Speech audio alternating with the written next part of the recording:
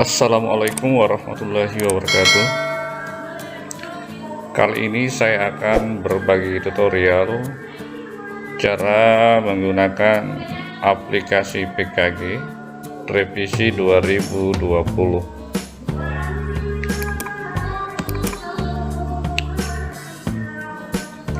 Pertama harus di setting komputer Anda.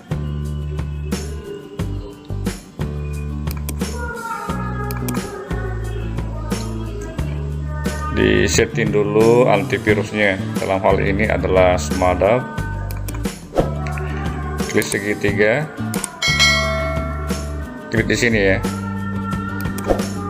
Kemudian pada ikon Smadap diklik kanan, lalu di sini diklik isingkan Windows Script dan Office makro permanen. Klik oke. Kita klik lagi, diperiksa. Oke, sudah ya di sini. Selanjutnya periksa tanggalnya. Ya, hari ini ya. Gunakan tanggal hari ini. Misalnya hari ini Minggu 25 Oktober 2020. Jam disesuaikan. Selanjutnya dibuka aplikasi yang telah dibagikan.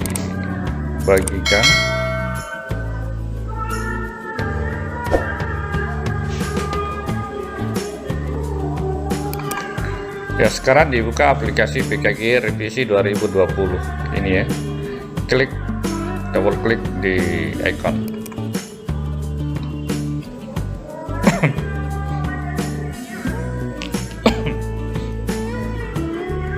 Ya, kita tunggu.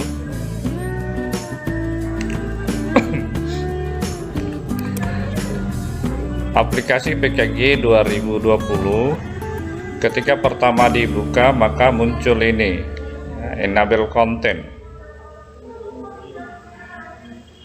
Kalau kita klik ini muncul ya, tidak berfungsi. Ini tidak berfungsi, ini tidak berfungsi. Yang berfungsi hanya ini ya. Kita kembali menu. Mengapa demikian? Karena belum mengaktifkan makro. Maka diaktifkan makro dengan mengklik ini ya, enable content. Nah, sekarang sudah aktif. Coba kita coba. Nah, sudah berfungsi menu-menunya ya. Klik simpan. Selanjutnya pengisian isi data guru. Di sini ini yang pertama, yang merah dulu. Isi data guru, klik. Kemudian ini ditarik ke kanan ya, ke kiri ya. Kemudian nama pendidik ditulis seperti biasa, NIP langsung saja ditulis, nomor seri Karpet, tempat tanggal lahir, tempatnya ya, tanggal mulai bekerja di sekolah ini. Ya, ini jangan pakai tanda petik, langsung diketik saja. Kemudian pangkat dan golongan dipilih, klik. Kemudian ya diklik saja ya, misalnya golongan 3D. Ya, begitu ya. Kemudian TMT golongan langsung di ketik begini, 0104 2019 misalnya. Ini juga ya. 0101 2020. Pilih laki-laki, ke bawah, ke kanan lagi.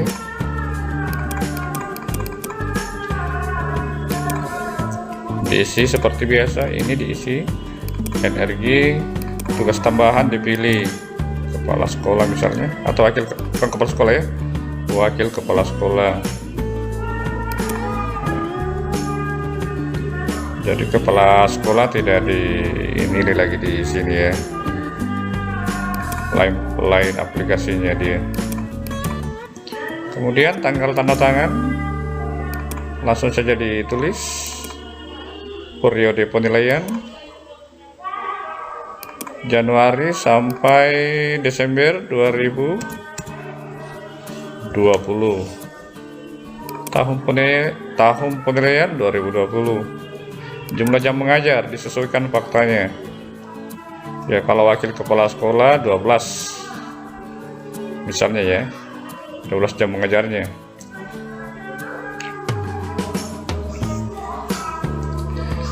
Ya, bukan konversi jamnya sebagai wakil kepala sekolah. Jadi jam faktanya ini. Kalau misalnya mengajar 16 jam, ya ditulis 16 jam. Ya, kalau 24, kalau 25. Jangan langsung ditulis 24. Nanti sistem yang atur. Selanjutnya klik menu. Klik simpan. Kemudian namanya otomatis ya tertulis karena di sini tadi tertulis waktu isi data guru. Selanjutnya diisi nama kepala sekolah, NIP, dan seterusnya ke bawah. Sekali lagi pastikan tanggal ini sudah betul ya.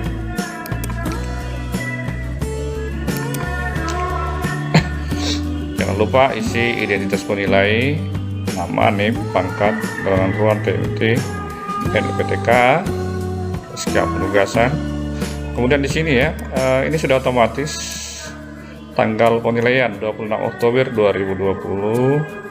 Maka di sini di kompetensi ini nanti sudah otomatis tanggal 26. Tidak usah lagi ditulis di sini. Otomatis masuk karena di sini diisi ya. Selanjutnya data kehadiran diisi ya. Dari yang kedua diisi adalah data kehadiran. Ya, di sini ini yang warna gelap-gelap ya diisi. Yang warna gelap-gelap ini, abu-abu. Ya, silakan diisi. Setelah selesai kembali ke menu utama. Selanjutnya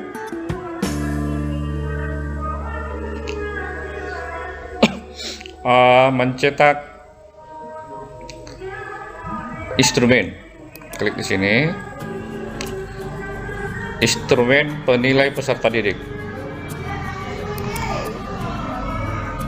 Untuk SMP ini biasanya maksimal 10.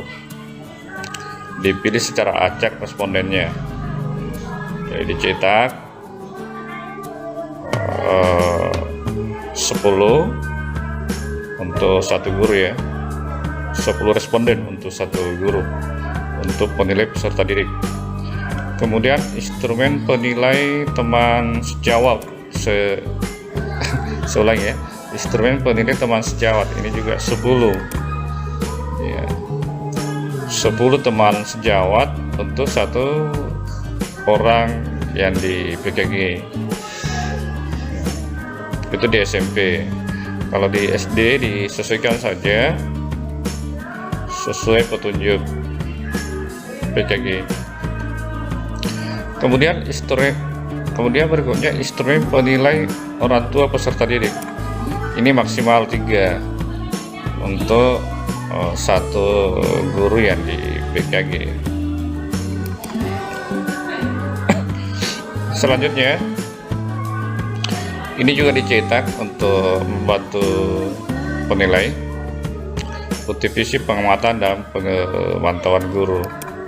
Ini silakan dicetak kemudian dibagikan guru yang bersangkutan dan dikumpul sesuai putih fisik.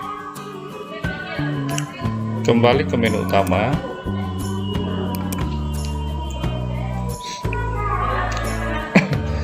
Selanjutnya setelah terisi instrumen, maka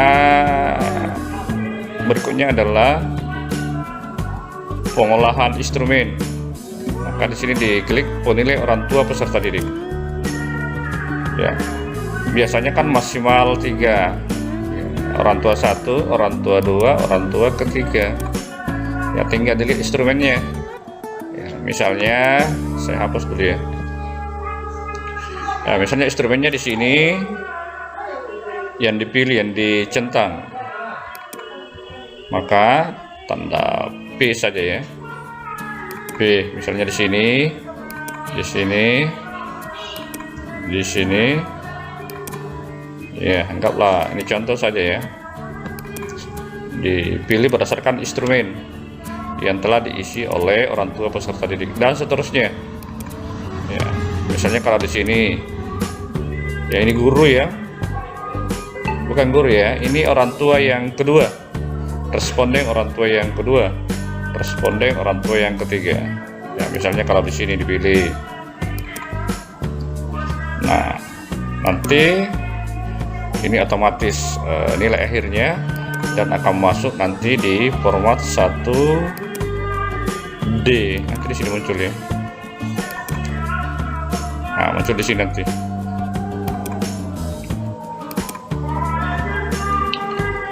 Selanjutnya penilai teman sejawat sama tadi ya. Penilai teman sejawat kalau misalnya 10 orang maksimal, biasanya guru SMP ya diisi semua. Kalau guru SD disesuaikan saja berapa guru di sekolahnya, ya 10 ke bawah ya. Kalau hanya 2 di SD ya 2 saja diisi ya. Kalau SMP, kalau gurunya lebih dari 10 orang diambil 10 ya, kemudian diisi nih. Kalau ini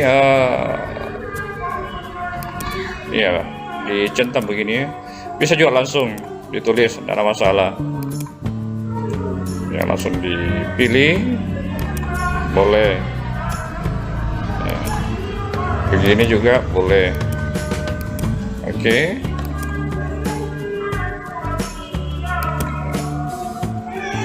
Dan seterusnya ke sini ya, 10 orang guru jika di sekolah tersebut lebih dari 10 guru maka diambil 10. Jika kurang maka diambil maksimalnya berapa, misalnya 3, 2. Kemudian lanjut di penilai peserta didik ya. Di SMP biasanya diambil 10 orang ya, sama tadi fungsinya ya. Langsung saja misalnya kalau di sini ya B ya, diambil 10 orang siswa yang diajar ya. Kalau kurang dari 10 yang diajar ya ambil maksimalnya 3 atau 4 kalau misalnya kurang siswa, tapi maksimal 10 yang diajar ya. Menu kembali, kemudian kembali kita perhatikan format 1D. Ini bisa diubah ya, silahkan disesuaikan yang mengajar di SD kelas rendah. Kalau di kelas rendah 1, 2, 3 biasanya tidak ada responden peserta didik, jadi silahkan ditetapkan persentasenya. Kalau kelas tinggi 4, 5, 6 ya tetap ada ya. Baik, selanjutnya mulai menilai. Di sini ya, mulai menilai. Pilih kompetensi 1. Saya hapus dulu. Nah, jika guru memiliki data tentang hasil belajar ya, diklik. Guru memiliki catatan khusus peserta didik, jika tidak ada abaikan. Kemudian guru memiliki catatan kelebihan dan kekurangan peserta didik. Nah, misalnya ini ada hijau berarti terpenuhi ya, di checklist. Baik, dan seterusnya. Lanjut ke kompetensi 2, misalnya ada, dan seterusnya ke bawah sampai kompetensi 14 ya, diisi ya. Misalnya ini ada, ini tidak ada, ini ada, ini ada ya. Setelah itu di save. Anggaplah sampai diisi ke bawah sudah diisi semua, maksudnya patahnya sudah diisi, yang ada dikosongkan yang kosong, baru klik simpan.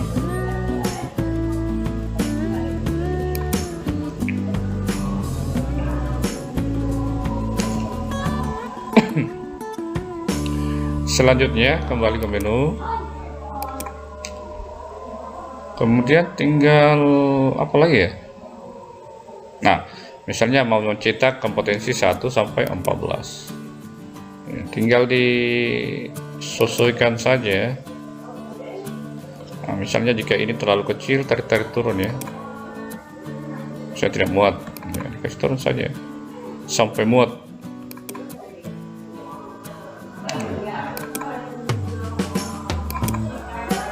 Ya, sampai muat. Begitu dan seterusnya. Ini otomatis tanggalnya. Ya. Setelah itu silahkan dicetak, Ctrl V. Ya. Kemudian, ya ini tinggal cetak saja identitas, lampiran 1B, format 1D, sampul.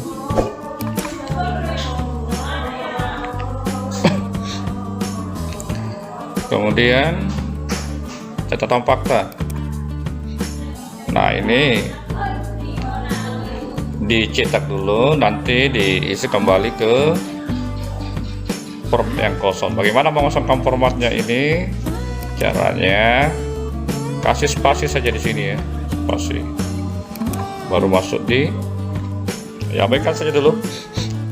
Aplikasi tidak aktif, abaikan saja dulu, baru masuk di catatan fakta. Silahkan dicetak.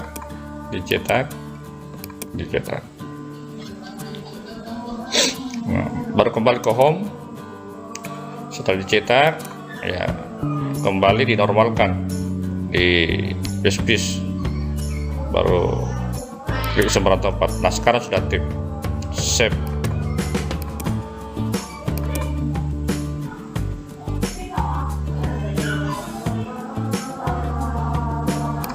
Saya kira mudah ya. Demikian, terima kasih dari Yamin. Assalamualaikum warahmatullahi wabarakatuh.